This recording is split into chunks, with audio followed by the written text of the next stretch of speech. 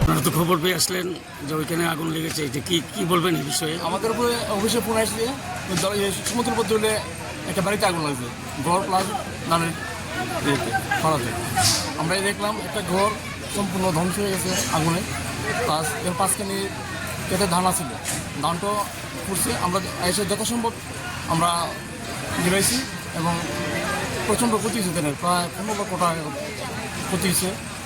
Cash আসছিল 2 লাখ টাকা এবং ঘরের সমস্ত ডকুমেন্ট আছিল, কাগজপত্র স্বর্ণালঙ্কর করা আছিল।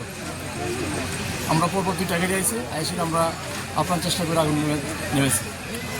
সব মিলিয়ে প্রায় ক্ষতিগ্রস্ত হয়েছে 15 লক্ষ টাকা। মালিকের তোর করলে 15 লক্ষ টাকা ক্ষতি হয়েছে, প্লাস তাদের ডকুমেন্ট আছে, কাগজপত্র সব আছে।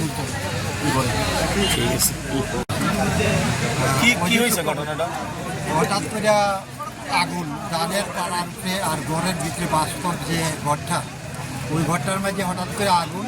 এই বাস্তব ঘরের মাঝে কাগজপত্র টিকা ধরে কাপড় চোপড় তারার পটনের যা আছে সব সর্বশেষ, এবং প্রায় 15 লক্ষ টাকার মতো ক্ষতি হয়েছে।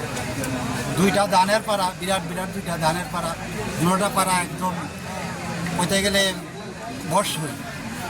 গ্রামের মানুষ এবং ফায়ার সার্ভিস তারা জল দিয়ে অনেক সবাই আচার ধরনের ধান কিছুটা হইলেও হয়েছে, কিন্তু এটা আর জাতের ধান হইত মানে কোন জায়গা?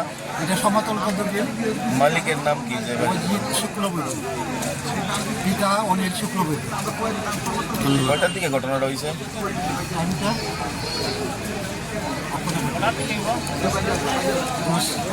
10টা 10:30 এরকম, 10:10 এরকম।